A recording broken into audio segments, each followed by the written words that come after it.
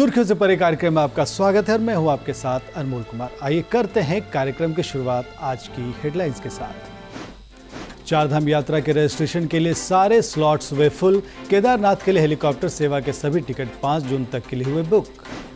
22 मई से शुरू होगी पवित्र हेमकुंड साहिब यात्रा। एक दिन में मात्र 5000 यात्रियों को रहेगी दर्शन करने की अनुमति। ऋषिकेश में ही रोके जा रहे हैं बिना रजिस्ट्रेशन चारधाम यात्रा पर आने वाले यात्री। केदारनाथ में अब तक 2 लाख से ज्यादा श्रद्धालुओं ने किए दर्शन। और अब महज 2 घंटे में ऋषिकेश से पहुंचा जा सकेगा कर्णप्रयाग। तैयार हो रही है देश की सबसे लंबी रेलवे सुरंग। सुर्खियों से परे कार्यक्रम में सबसे पहले बात चारधाम यात्रा की। चारधाम यात्रा के लिए उमड़ रही श्रद्धालुओं की भीड़ के कारण रजिस्ट्रेशन के सारे स्लॉट्स फुल हो चुके हैं। केदारनाथ, यमुनोत्री और गंगोत्री धाम के लिए जून के पहले हफ्ते तक के रजिस्ट्रेशन बुक हो चुके हैं। बद्रीनाथ धाम के लिए भी 20 मई से पहले का रजिस्ट्रेशन नहीं मिल रहा। केदारनाथ यात्रा के लिए हेलीकॉप्टर के सभी टिकट 5 जून तक के लिए बुक हो चुके हैं। वहीं तीसरे चरण की बुकिंग 21 मई से शुरू होगी। चारधाम यात्रा के शुरू होने के बाद अब 22 मई से श्री हेमकुंड साहिब की यात्रा भी शुरू होगी। इसके मद्देनजर तैयारियां शुरू कर दी गई हैं। मिली जानकारी के मुताबिक एक दिन में सिर्फ 5000 यात्री ही हेमकुंड साहिब की यात्रा कर सकेंगे। उत्तराखंड सरकार और गुरुद्वारा श्री हेमकुंड साहिब मैनेजमेंट ट्रस्ट ने आपसी विचार विमर्श के बाद ये फैसला किया है।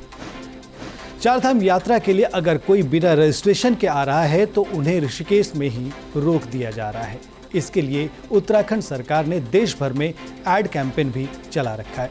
6 मई से शुरू हुई केदारनाथ यात्रा पर आने वाले तीर्थयात्रियों की संख्या लगातार बढ़ती जा रही है। जारी आंकड़े के अनुसार अब तक करीब 2 लाख श्रद्धालु बाबा केदार के दर्शन कर चुके हैं। चारधाम यात्रा का सफर अब और आसान हो जाएगा। उत्तराखंड परिवहन विभाग ने ऋषिकेश डिपो को कॉन्ट्रैक्ट कैरिज सेवा की अनुमति दे दी है। इसके बाद बद्रीनाथ और केदारनाथ धाम के लिए 3 और बसों को रवाना किया गया है और साथ ही एडवांस बुकिंग भी शुरू कर दी गई है। अयोध्या में राम मंदिर के निर्माण के साथ साथ चहुमुखी विकास पर भी काम किया जा रहा है। इसी के अंतर्गत अफीम कोठी से ब्रह्मकुंड तक सीता झील का निर्माण किया जाएगा, जिसमें करीब 260 करोड़ रुपए का खर्च आएगा। राम की पौड़ी की तरह सीता झील भी राम भक्तों को आकर्षित करेगी। इसे भी सरयू से जोड़े जाने की योजना है। वहीं 14 कोसी मार्ग से आने वाले श्रद्धालुओं के लिए भी ये एक दिव्य स्थान होगा। जल्द ही ऋषिकेश से कर्णप्रयाग के बीच का सफर आसान होने वाला है। अब ऋषिकेश से कर्णप्रयाग लोग 2 घंटे में पहुंच सकेंगे। इन दोनों को जोड़ने के लिए देश की सबसे लंबी रेल सुरंग बनाई जा रही है। 15 किलोमीटर लंबी इस रेल सुरंग परियोजना के तहत कुल 12 स्टेशनों का निर्माण कराया जाएगा। इंग्लैंड स्थित इंपीरियल वॉर म्यूजियम में तिब्बती पीस गार्डन के 23वें वार्षिक समारोह का आयोजन किया गया, जिसमें सनातन धर्मभूषण परम पूज्य राजराजेश्वर गुरु जी ने अन्य धर्मों के प्रतिनिधियों के साथ हनुमान चालीसा का पाठ किया। इस समारोह में सिद्धाश्रम के ट्रस्टी रितेश पटेल की पुत्री वैष्णवी ने क्लासिकल डांस की प्रस्तुति दी। इस अवसर पर विश्व शांति के लिए प्रार्थना भी की गई और महानुभावों को सम्मानित भी किया गया।